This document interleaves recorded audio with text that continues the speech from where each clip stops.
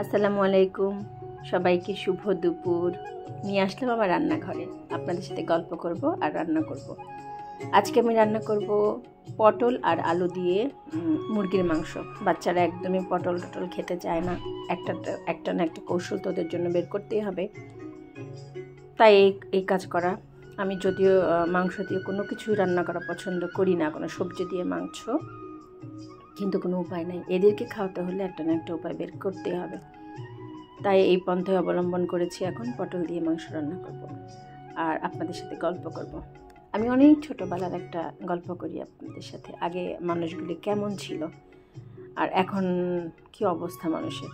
আমি যখন অনেক ছোট, আমরা গ্রামে থাকি, আমার আব্বা সপ্তাহে একদিন বাড়িতে যান, শুক্রবার করে। তখন ঢাকা অফিস আব্বার।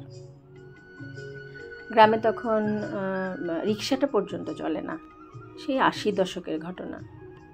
কাঁচা রাস্তা, বৃষ্টি হলে কাদা হয়ে যায়, অনেক দূরে বাজারে যেতে হয়, প্রায় 1.5-2 মাইল দূরে সেই বাজার প্রতি সপ্তাহে আব্বা বাজারে যান। বাজারে যে এক সপ্তাহের বাজার করে দিয়ে আসেন বাড়িতে। এখন আব্বা এক দোকান থেকে সব বাজার করা শেষ, কাঁচামরিচ নিয়ে আসেন। না সরি, কাঁচামরিচটা আব্বা প্রথমেই কিনেছিল এক দোকান থেকে। আব্বার তখন টাকা ভাঙতে ছিল না। আর আমার আব্বা কাঁচামরিচ, আমার কথাটা মনে পড়লো, আসলে কাঁচামরিচ ছিলাম আমি এখন। কাঁচামরিচগুলি দেখে আমার আব্বার কথা মনে পড়লো যে আব্বা সবসময় কাঁচামরিচটা একটু টেস্ট করে নিতেন মুখের, আর জিহ্বার আগায় দিয়ে ঝাল কেমন, খুব ঝাল খেতেন আমার আব্বা। যাই হোক, গল্পটা যা করছিলাম, তখন আব্বা কাঁচামরিচ কিনে নিয়ে গেছে, আব্বার কাছে টাকা ভাঙতে ছিল না। আব্বা বলছে যে আমি টাকা ভাঙতে হলে দিয়ে যাব। আব্বা তো ভুলে গেছে, অনেক কিছু বাজার করে নিয়ে আসছে। বাজার করে এসে বাড়িতে যখন আসছে, বাজারগুলি সে 1.5-2 মাইল হেঁটে হেঁটে আসতে হয়। বাজার যখন নিয়ে আসছে, বাজারগুলি ঢালছে, তখন আব্বার কাঁচামরিচ দেখে মনে পড়ে গেছে, আল্লাহ, আমি তো কাঁচামরিচের দাম দেইনি। তখনই আমার আব্বা রেডি হচ্ছে, একদম জামা পরে টরে আবার যাবে ওখানে। আমার আম্মা অনেক মানা করছে, না এখন আর যাওয়ার দরকার নেই, আগামী সপ্তাহে তো আপনি আবার যাবেনই, তখনই দিয়ে দিবেন টাকাটা। আব্বা বলছে না না, ও কি না কি ভাবে, এক সপ্তাহের ব্যাপার বলা যায় না, আমারই বা কিছু হতে পারে, ওকে আবার না পেতে পারে, আমি এখনই যাব। আমার আব্বা সেই ভর দুপুরে খাখা রোদে চলে গেল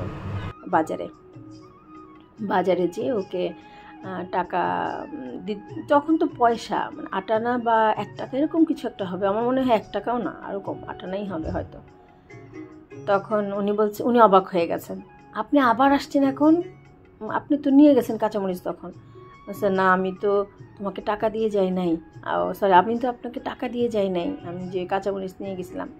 সে টাকা দিয়ে যান নাই তাতে কি, আপনি আবার আগামী সপ্তাহে আসলে দিতেন, আর আমি তো ভুলেই গেছিলাম যে আপনি কাঁচামরিচ নিয়ে গেছেন, টাকা দেন নাই, আপনি আগামী সপ্তাহে আসলে দিতে পারতেন। তখন আমার আব্বা বলছে, না এখন আসছি বলে এই কথাটা বললেন, না আসলে হয়তো আমাকে গালি দিয়ে বসতেন। কতটা সৎ ছিলেন আগের মানুষগুলো, আমার আব্বাই বা কতটা সৎ ছিলেন। যাই হোক, আপনাদের সাথে রান্না করতে করতে আমি অনেক কথা বললাম, অনেক গল্প করলাম। এই ফাঁকে আমার সব রান্নাও হয়ে গেল, মাছ ভাজি, ডাল, মাংস, ভাত সব হয়ে গেছে।